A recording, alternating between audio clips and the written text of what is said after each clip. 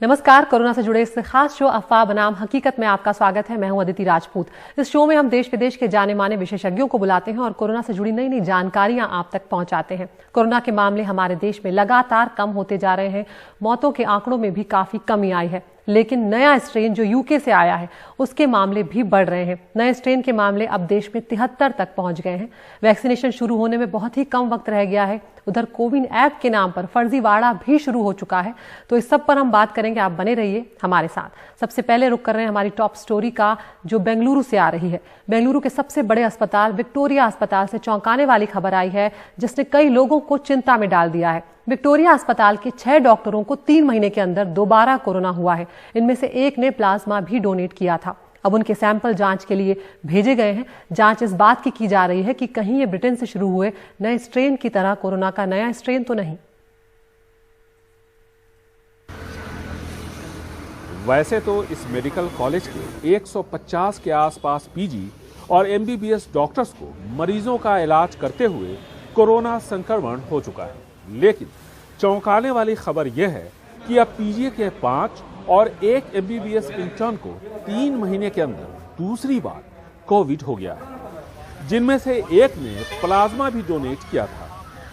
We have sent all these samples for हमने उन सभी का सैंपल टेस्ट के लिए भेजा है ताकि ये पता चले कि ऐसा क्यों हुआ, कहीं कोरोना का नया स्ट्रेन तो नहीं, or whether it is as you are doubting that whether it is a variant of the pandemic. अगर वापस से रीइंफेक्शन हुआ है तो ये हो सकता है कि ये वायरस म्यूटेट होने की वजह से अपना पूरा स्पाइक प्रोटीन चेंज करने की वजह से वापस से रीइंफेक्शन हुआ हो सकता है। कोरोना मरीजों का इलाज ज्यादातर पोस्ट ग्रेजुएट कर रहे एमबीबीएस डॉक्टर्स ही करते हैं। इन्हें हर साल 1.25 लाख रुपए फीस के भी देने होते हैं। इनकी मांग है कि सरकारी अस्पतालों में अब दूसरी बीमारियों से पीड़ित मरीजों का भी इलाज शुरू किया जाए, कोविड स्पेशलिटी का टैग हटाकर, और इन्हें हर महीने कम से कम 10,000 रुपए कोविड भत्ता भी दिया जाए। पिछले 10 महीनों से हमें पढ़ाया नहीं जा रहा, हमने कुछ नया नहीं सीखा, फिर भी हमसे फीस ली जा रही है। हमारी फीस माफ की जाए और हमें कोविड भत्ता दिया जाए।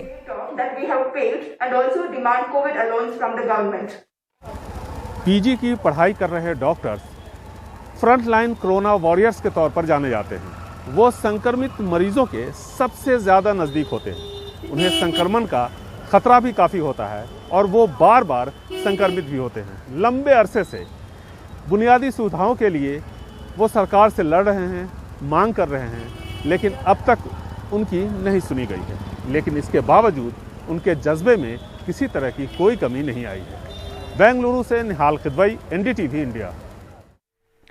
और इस मुद्दे पर चर्चा करने के लिए हमारे साथ खास मेहमान जुड़ रहे हैं। बेंगलुरु से डॉक्टर रविंद्र मेहता हैं, chief of pulmonology and critical care Apollo अस्पताल के, और मुंबई से डॉक्टर स्वप्निल पारिक जुड़ रहे हैं, इंटरनल मेडिसिन कस्तूरबा अस्पताल मुंबई से। आप दोनों का बहुत बहुत स्वागत है। डॉक्टर रविंद्र, सबसे पहले मैं आपके पास ही यहाँ पर आना चाहूंगी। जिस तरह से बेंगलुरु में 6 डॉक्टर्स का मामला सामने आया है, अभी सैंपल्स जांच के लिए गए हुए हैं, सामने नहीं आया है, लेकिन क्या अब इस बात का कहीं ना कहीं खतरा और डर लगने लगा है कि ये यूके वाला स्ट्रेन हो सकता है या उसके अलावा कोई नया स्ट्रेन हो सकता है जो वायरस म्यूटेट करके बना हो? हाँ, तो काफी सारे सवाल उठते हैं जो जायज हैं, पर मेरा ख्याल है कोई इस समय इमीडिएटली कुछ ऐसे पैनिक की बात तो नहीं है, क्योंकि काफी पॉसिबिलिटीज आते हैं। एक तो ये है कि इनको अगर एक्चुअली सेकंड इन्फेक्शन हुआ है कि नहीं हुआ है।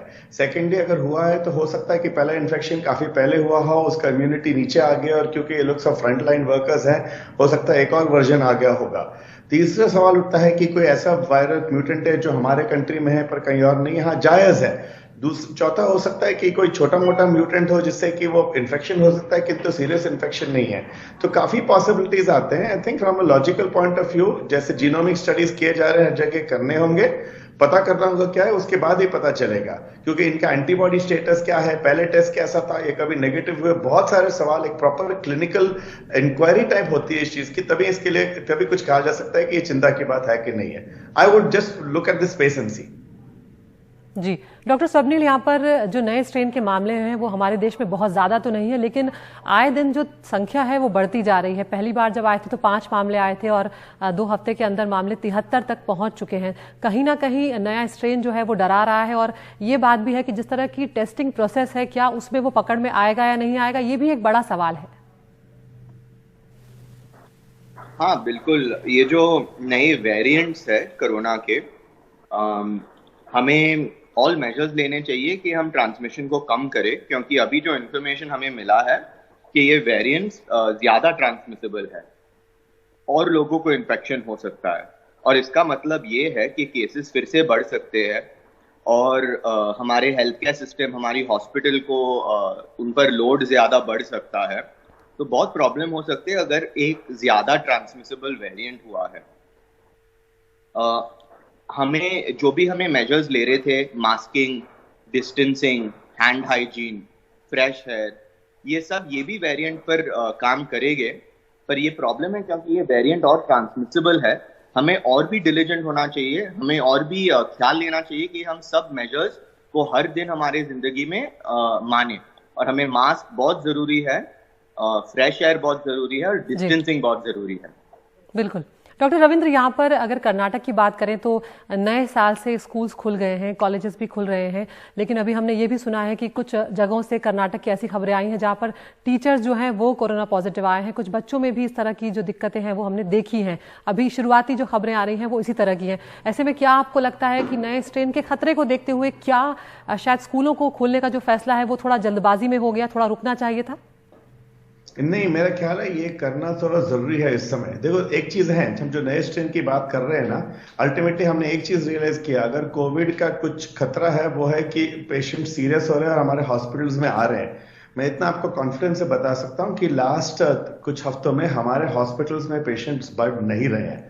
एक तो ऑफिशियल नंबर्स है जो बढ़ नहीं रहे हैं, और अगर आदमी कहे कि चलो टेस्टिंग आगे पीछे है, फिर भी जो एंड में सीरियस लोग हमारे हॉस्पिटल्स में आते हैं वो नहीं बढ़ रहे हैं। तो जो भी म्यूटेंट्स हैं, जो भी वेरिएंट्स हैं, जो भी रीइंफेक्शन है, उसके कारण कम से कम हॉस्पिटलाइजेशन नहीं बढ़ रहा है, जो हमारा सारा एम है, चाहे बेसिक प्रिकॉशंस का हो चाहे वैक्सीनेशन का हो। सेकेंडली, स्कूल का जो खुलना है बहुत ही ग्रेडेड फैशन में खोल रहे हैं। हमारे बच्चे भी स्कूल जा रहे हैं, हमने 2 दिन में अपने बच्चों को भी भेजा है, जहां स्कूल वाले लोग इतना ध्यान रख रहे हैं, 2-4 घंटों के लिए बुला रहे हैं, ग्रुप्स में बुला रहे हैं, उनको ढंग से क्या कहते हैं वो पहले प्रिकॉशंस भेजे जा रहे हैं, एक एक का चेक हो रहा है। तो मेरे ख्याल है इस इतने प्रिकॉशंस के साथ इन अ लो प्रेवलेंस टाइम, जब हमारे पास कम है कोविड-19 और हमारे हॉस्पिटल्स वगैरह में हमें दिख रहा है कि सीरियस स्ट्रेन्स नहीं है, ये जायज स्टेप्स है। हाँ, थोड़े ऊपर नीचे चीजें आने वाली हैं, थोड़े टीचर्स होंगे, थोड़े स्टूडेंट्स होंगे, भैया होने वाला है, किंतु अगर जब तक छोटे मोटे फ्लक्चुएशंस है वो एक्सेप्टेबल है। पर इतने प्रिकॉशंस के साथ अगर हम स्कूल्स खोल सके एटलीस्ट कुछ हद तक, तो आई थिंक हमने दुनिया में काफी आगे बढ़ा है, क्योंकि काफी जगह पे जहां स्कूल्स खुले थे प्रॉब्लम हुआ है। पर अगर हम ये कर सके तो we can at least move on with some normal life, जो हमारा सारा अटेम्प्ट है इस समय। जी, आप दोनों मेहमान हमारे साथ बने रहिए। हमारे साथ एक और मेहमान जुड़ेंगे, डॉक्टर सुनीला गर्ग। हम उससे पहले एक और रिपोर्ट का रुख करना चाह रहे हैं कि जिस तरह से टीकाकरण अभियान जो है उसकी शुरुआत होने जा रही है, लेकिन जिस तरह से वैक्सीन को मंजूरी दी गई है, खासकर भारत बायोटेक के जो वैक्सीन है कोवैक्सीन, उसको मंजूरी मिलने को लेकर कई तरह के सवाल खड़े हुए, उसके बाद शंकाएं भी आ गई हैं। अब ये जो भरोसे का सवाल यहाँ पर खड़ा हुआ है, ऐसे में डॉक्टरों की क्या राय है, उनका क्या कहना है, ये जानना भी बेहद जरूरी है। देखिए हमारी सहयोगी पूजा भारद्वाज की रिपोर्ट। एक तरफ कोरोना वैक्सीन के टीकाकरण की तैयारियां अपने आखिरी दौर में हैं, तो दूसरी तरफ ये सवाल खड़ा हो गया है कि कौन सी वैक्सीन चुनी जाए, कोविशील्ड या कोवैक्सीन। डॉक्टरों की राय इस पर बटी हुई है। डेफिनेटली हम कोवैक्सीन, जो पूरी तरह से भारत में बनाया गया है, भारत में विकसित हुआ है, उसको ही प्रेफरेंस देंगे।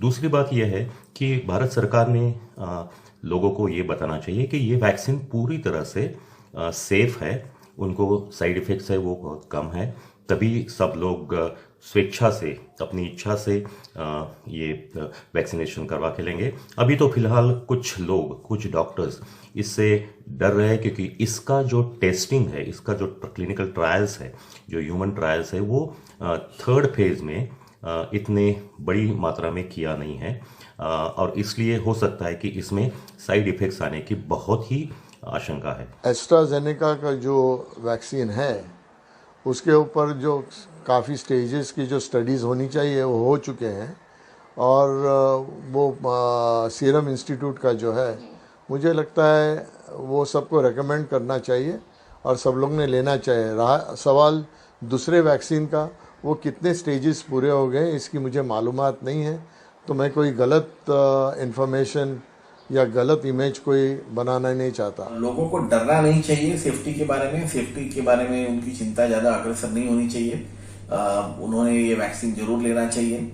हाँ, ये जरूर है कि बाकी के जो mRNA वैक्सीन हैं उससे अगर तुलना करें तो ये वैक्सीन की एफिकेसी 70% कोविशील्ड के लिए और 50 से 60% कोवैक्सीन के लिए बताई जा रही है। पर जैसा मैंने पहले कहा कि अभी फिलहाल तो सिर्फ कोविशील्ड ही जो है रोल आउट हो रहा है, कोवैक्सीन जो है बैकअप के लिए रखा है।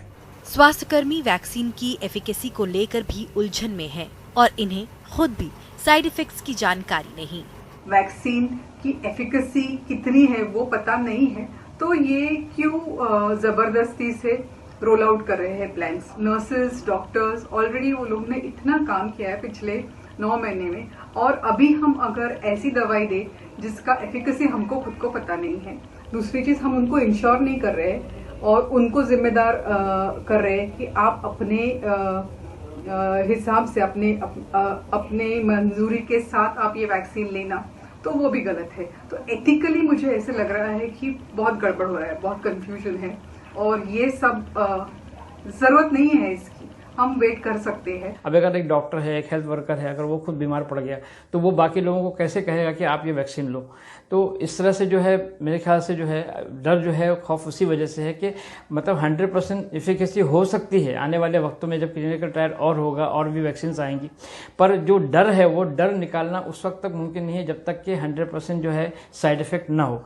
और मॉडर्न मेडिसिन के अंदर 100% साइड इफेक्ट ना हो ऐसा नहीं होता है, साइड इफेक्ट थोड़ा बहुत तो होता है। कई वरिष्ठ डॉक्टर कैमरे पर राय रखने को राजी नहीं, लेकिन एक्सपर्ट से जरूर ये मांग रख रहे हैं कि वैक्सीन को लेकर थोड़ी और जानकारियां सार्वजनिक की जाएं, ताकि लोगों में भरोसा बढ़े। मुंबई से पूजा भारद्वाज की रिपोर्ट, एनडीटीवी इंडिया के लिए।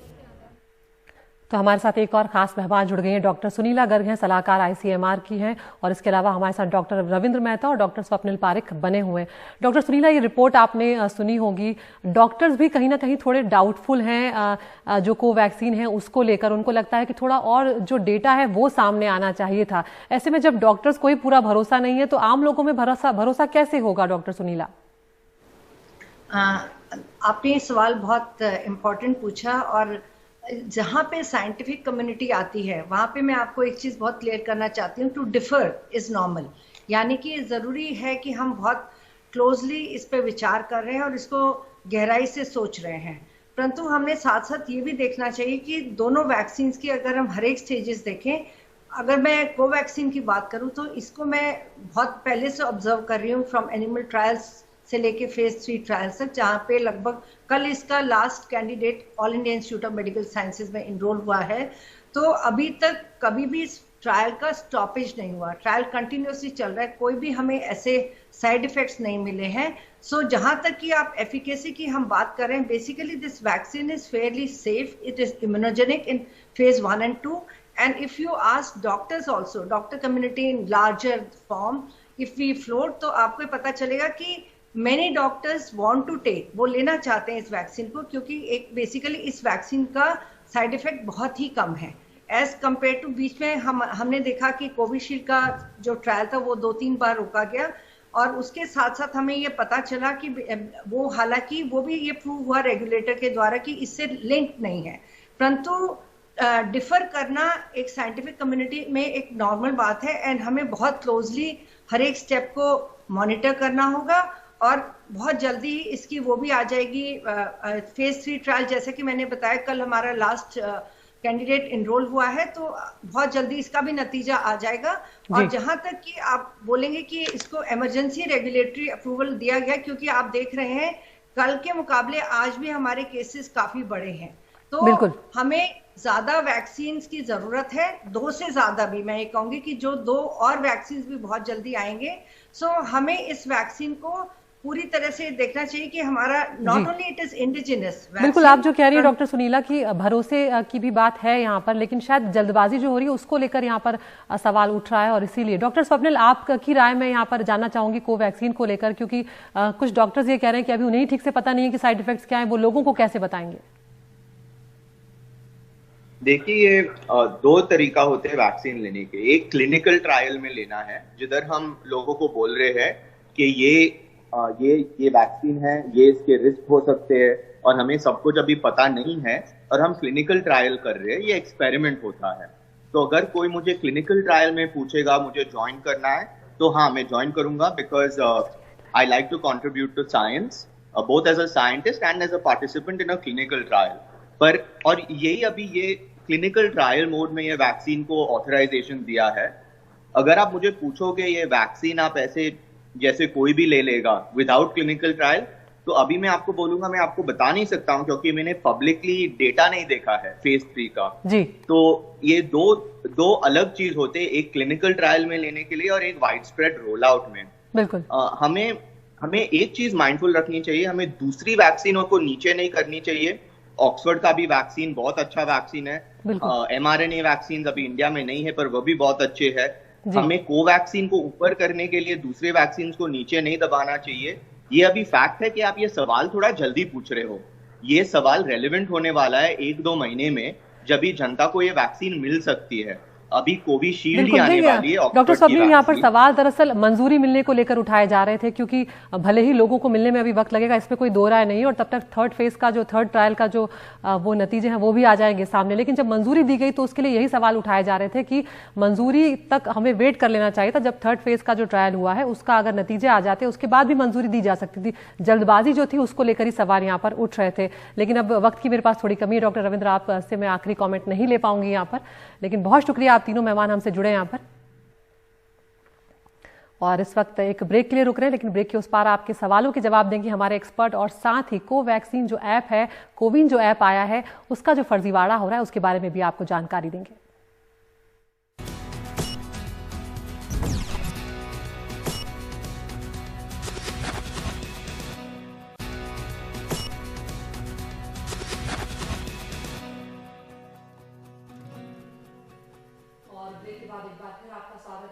हिस्से में हम आपके सवाल लेते हैं और हमारे साथ जाने माने एक्सपर्ट होते हैं। हमारे साथ डॉक्टर सुनीला गर्ग बनी हुई हैं, ICMR की सलाहकार हैं यहाँ पर। और अगला सवाल जो हम लेने जा रहे हैं वो मनोज भट्ट का है, दिल्ली से। तो साहब, मैं मनोज भट्ट दिल्ली से, मैं पूछना चाहता हूँ कि जो वैक्सीन आ रही है इसका कोई साइड इफेक्ट तो नहीं है बुजुर्गों के लिए, और उनको लगाने से पहले क्या क्या प्रिकॉशन लेने हैं? नंबर 1 तो जो वैक्सीन है ये पूरी तरह से कारगर है और ये टेस्ट की जा चुकी हैं करके कि उनमें कोई ऐसा साइड इफेक्ट नहीं है। जैसे कि आपने बच्चों के मामले में भी अनुभव किया होगा कि मामूली सी दर्द होना या सूजन आना या कभी कभी बच्चों को बुखार भी आता है, जैसे कि हम DPT में अक्सर देखते हैं। तो इस वैक्सीन के भी माइनर साइड इफेक्ट्स होंगे जो कि और मेजर साइड इफेक्ट ऐसे कोई देखे नहीं गए हैं। तो आप पूरी तरह से इस पे भरोसा रखिए और जो आपकी टीम वहां पे होगी वो पूरी कारगर और सक्षम टीम है जो कि आपके साइड इफेक्ट्स को मैनेज कर सकती है। जी, अगला सवाल कोलकाता से पूछेंगे सुशील शुक्ला। मैं कोलकाता से सुशील शुक्ला, मेरा सवाल है, क्या 12 साल से कम उम्र के बच्चों को कोरोना की वैक्सीन देना जरूरी है या नहीं? शुक्ला जी, आपका सवाल बहुत जायज़ है। मैं ये कहना चाहूँगी कि आज की तारीख में हम 12 साल से कम बच्चों को वैक्सीन नहीं दे रहे हैं, क्योंकि आज की डेट में देखा जाए तो हमारे बच्चों में इन्फेक्शन बहुत ही कम मात्रा में है और इन्फेक्शन अगर होती भी तो बहुत माइल्ड और ख़त्म हो जाती है। तो इसलिए बच्चों को वैक्सीन देना बिल्कुल ज़रूरी नहीं है आज की तारीख में। जी डॉक्टर सुनीला, इस तमाम जानकारी के लिए आपका शुक्रिया। लेकिन एक और यहाँ पर जो जानकारी आ रही है वो ये है, कोविन ऐप का जो फर्जीवाड़ा हो रहा है वो अपने आप में एक अहम यहाँ पर जानकारी हम अपने दर्शकों को देना चाहेंगे कि टीकाकरण से पहले ही एक फर्जी कोविन ऐप भी आया है और एक से ज़्यादा भी ये हो सकते हैं। सरकार ने लोगों को सावधान रहने को यहाँ पर कहा है कोविन ऐप अभी आम लोगों के लिए लॉन्च नहीं किया गया है, यानी कि आप और हम अभी इसका इस्तेमाल नहीं कर सकते हैं। ये सिर्फ सरकारी कर्मचारी या जो इस प्रोसेस में जुड़े हुए हैं वैक्सीनेशन की, ये अभी उन्हीं के लिए काम कर रहा है। सरकार जब लॉन्च करेगी तब उसका आधिकारिक ऐलान होगा। अभी डाउनलोड ना करें कोविन ऐप, ये सरकार की तरफ से निर्देश दिया गया है। और साथ ही ये भी कहा गया है क्योंकि जब आप कोई ऐप डाउनलोड करते हैं तो उसमें आपको निजी जानकारी जो है वो शेयर करनी होती है। तो जब कोविन ऐप आएगा तब आप लोगों को एक सरकार की तरफ से औपचारिक जानकारी दी जाएगी और मीडिया के माध्यम से भी आपको जानकारी मिलेगी। तो फिलहाल आप ये जो ऐप है इसे डाउनलोड ना करें और कोई भी निजी जानकारी जो है उसे साझा ना करें। कार्यालयों के लिए फिलहाल इस्तेमाल हो रहा है, आम लोगों के लिए नहीं। तो जब तक वैक्सीनेशन शुरू नहीं हो जाता, और वैक्सीनेशन अगर शुरू भी हो जाए, लग भी जाए, तब तक भी हमें ख्याल रखना है, मास्क लगाना जरूरी है, सोशल डिस्टेंसिंग का पालन करना है और थोड़े थोड़े अंतराल में हाथ अपना धोते रहें। इसी तरह से आप खुद को और अपने अपनों को बचाते रहेंगे। तो आज के लिए इतना ही। नमस्कार।